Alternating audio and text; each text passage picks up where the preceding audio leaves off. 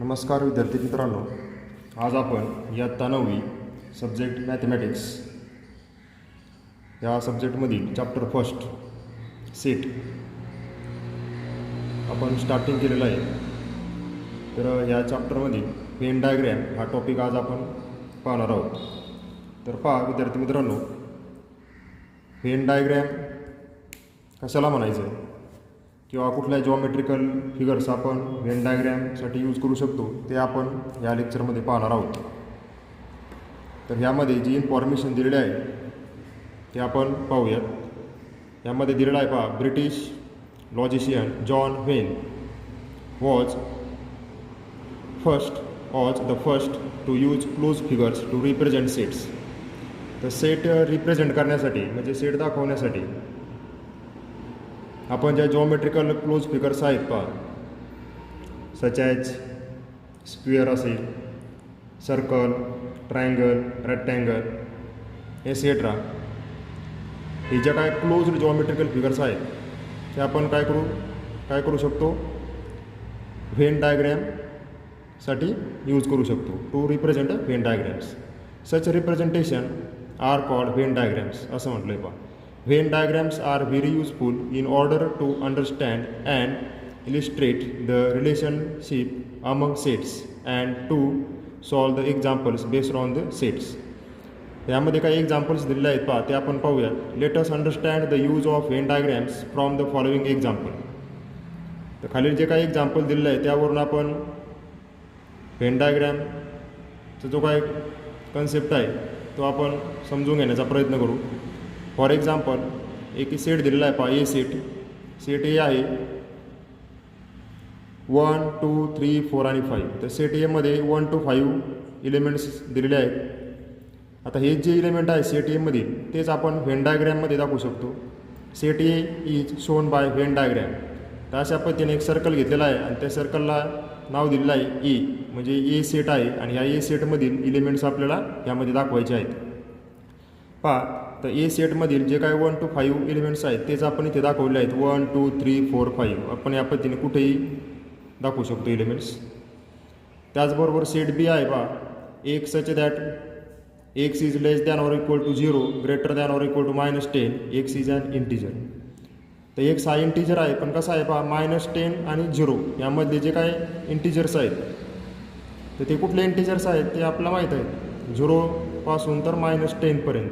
आता इथे equal to आहे म्हटल्यानंतर काय होणार आहे, 0 आणि -10 सुद्धा इन्क्लूड होणार. 0, -1, -2, -3, -4, -5, -6, -7, -8, -9 आणि -10 पर्यंत ही सर्व इंटिजर्स आपल्याला मिळतील या सेटमध्ये. आता हे जे काही एलिमेंट्स आहेत 0 पासून तर -10 पर्यंत हेच आपण व्हेन डायग्रॅमने दाखवू शकतो पहा. तर यामध्ये काय घेतलेलं आहे, रेक्टँगल घेतलेलं आहे. तर रेक्टँगलमध्ये 0 to -10 हे एलिमेंट्स दाखवले आहेत या सेट बीमध्ये. लक्षात आलं, इथे सेट बी घेतलेला आहे आणि एक रेक्टँगल घेतलेला आहे. आता यामध्ये रेक्टँगलच घ्यायला पाहिजे असं नाही आहे, पुन्हा आपण स्क्वेअर घेऊ शकतो किंवा ट्रायंगल घेऊ शकतो, बरोबर, किंवा सर्कलमध्ये सुद्धा आपण हे एलिमेंट्स दाखवू शकतो. तर अशा पद्धतीने कुठलेही जॉमेट्रिकल फिगर आपण यूज करून कुठलाही सेट व्हेन डायग्रॅमने दाखवू शकतो, बरोबर. तर जे काय म्हणजे आपण ॲक्च्युली काय म्हणू शकतो पहा, व्हेन डायग्रॅमची जी डेफिनेशन आहे ती काय सांगू शकतो आपण, the pictorial representation of any set is called Venn diagram. The pictorial representation or diagrammatic representation of any set is called Venn diagram असं म्हणू शकतो आपण. The close geometrical figures are use to represent Venn diagrams such as circle, triangle, rectangle, square etcetera and the pictorial representation of any set is called Venn diagram. तर कुठलाही set आपण when डायग्रॅममध्ये दाखवू शकतो. तर पुढचा टॉपिक आहे पहा, subset. आता सबसेट कशाला म्हणायचं पहा, सपोज यामध्ये आपल्याला सांगायचं आहे 2 सेट्स असतील, सेट ए आणि सेट बी.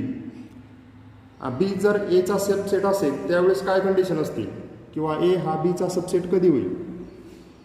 तर ह्यामध्ये डेफिनेशनमध्ये बी हा एचा सबसेट आहे, तर त्यासाठी कुठल्या कंडिशन्स पाहिजेत.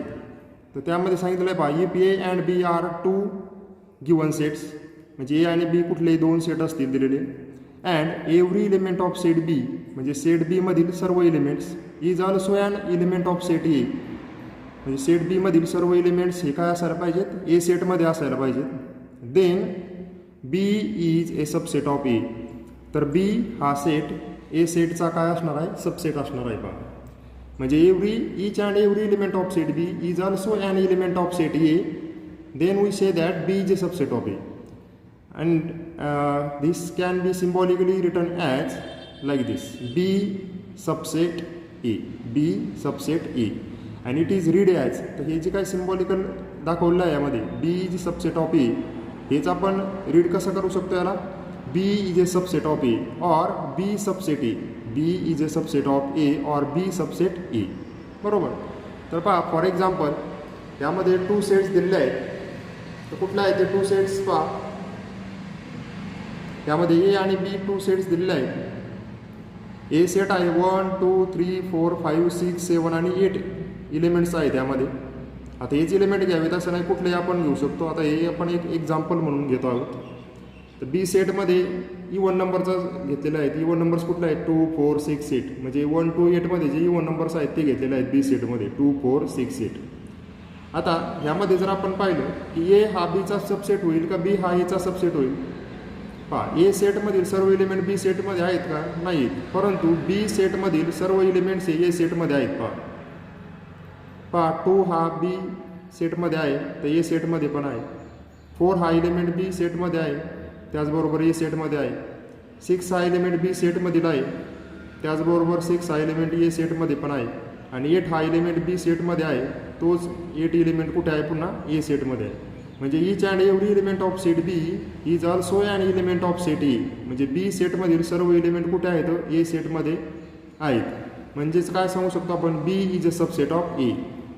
पहा every element of set B is also an element of set A, therefore B is a subset of A. Okay. आता हेच सेट जे आहेत आपण बी सबसेट ए याचे आपण व्हेन डायग्रॅम जर दाखवायचे असेल तर व्हेन डायग्रॅममध्ये आपण हे एलिमेंट्स दाखवू शकतो. पहा कारण बी सेटमधील सर्व एलिमेंट ए सेटमध्ये आहेत. म्हणजे काय, कुठला सेट मोठा आहे, बिगर सेट कुठला आहे, मोठा सेट आहे, ए सेट आहे. त्याच्यामध्ये बी सेट घ्यावा लागेल आपल्याला. म्हणजे बी सेटमध्ये कुठले एलिमेंट्स आहेत, पहा 2 4 6 8 आहे. बरोबर. आणि ते सर्व एलिमेंट कोणामध्ये आहेत, पुन्हा ए सेटमध्ये पण आहेत. म्हणजे ए सेटमध्ये जे आहे ते कुठले एलिमेंट दाखवावं लागतील, फक्त बी सेटमधील सोडून जी एलिमेंट दाखवावं लागतील. तर कुठले एलिमेंट राहतील खाली 1 3 5 आहे 7 आहे. बरोबर. सर्व जर आपण ए सेट कन्सिडर केला तर सर्व एलिमेंट येणार यामध्ये 1 to 8 पर्यंत सर्व 1 2 3 4 5 6 7 आणि 8. आणि नुसता बी सेट म्हटलं तर कुठलं येणार 2 4 6 8. आणि बी is a subset of A. तर अशा पद्धतीने आपण व्हेन डायग्रॅम पण आपण ए आणि बी सेटची दाखवू शकतो. ही झाली ए आणि बी सेटची व्हेन डायग्रॅम. बी हा एचा सबसेट आहे. This can be represented by Venn diagram. तर हेच आपला व्हेन डायग्रॅममध्ये सुद्धा दाखवलेलं आहे. आता ह्यामध्ये पेज नंबर 8वरती पहा, पेज नंबर 8वरती रिमेंबर दिस आपल्याला दिलं आहे. पण तर रिमेंबर दिसमध्ये काय सांगितलेलं आहे पहा. फर्स्ट आहे त्यामध्ये every set is a subset of itself. Every set is a subset of itself. म्हणजे काय, प्रत्येक सेट हा स्वतःचा सबसेट असतो. That is A is a subset of A. तर यामध्ये दॅट इज म्हटलं की A is a subset of A. म्हणजे फॉर एक्झाम्पल जर आपण ए सेट घेतला तर ए सेट हा काय असणार आहे, स्वतःचा सबसेट असणार आहे. बी सेट असेल तर बी इज ए सबसेट ऑफ बी आपण असंही म्हणू शकतो. त्याचबरोबर सी सेट जर असेल, कुठलाही सेट असेल सी, तर सी सुद्धा काय असणार आहे, सबसेट ऑफ इट सेल्फ. म्हणजे C is a subset of C आपण सांगू शकतो. पहा म्हणजे every set is a subset of itself. प्रत्येक सेट हा स्वतःचाच काय असतो, सबसेट असतो. बरोबर. म्हणजे प्रत्येक संच हा स्वतःचाच उपसंच असतो. नंतर सेकंड रिमेंबर दिसमधील सेकंड पॉईंट दिलेला आहे, empty set is a subset of every set. Empty set म्हणजे कुठला सेट, आपण फायनं डिनोट करत असतो एम्प्टी सेट. तर एम्प्टी सेट हा सर्वांचाच काय असतो, उपसंच असतो. म्हणजे एव्हरी जे काय प्रत्येक कुठलाही सेट घ्या तुम्ही, एम्प्टी सेट हा काय असणार आहे, त्याचा सबसेट असणार आहे. Empty set is a subset of every set.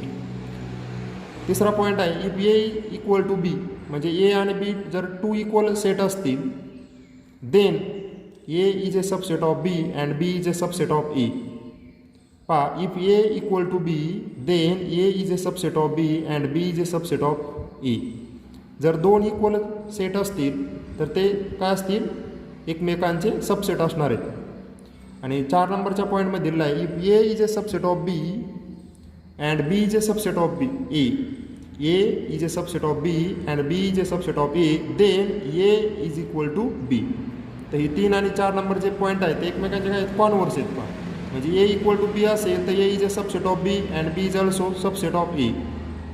आणि पुन्हा यामध्ये सांगितलं आहे की if A is a subset of B and B is a subset of A, then we can say that 2 sets are equal sets. तर अशा पद्धतीने आपण आज व्हेन डायग्रॅम आणि सबसेट याच्या डेफिनेशन्स आणि एक्झाम्पल्स पाहिलेले आहेत. त्याचबरोबर ह्या त्यांच्या प्रॉपर्टीज आहेत त्यासुद्धा आपण स्टडी केलेल्या आहेत. तर पुढील लेक्चरमध्ये आपण युनिव्हर्सल सेट आणि कॉम्प्लिमेंट ऑफ सेट हे स्टडी करणार आहोत. धन्यवाद.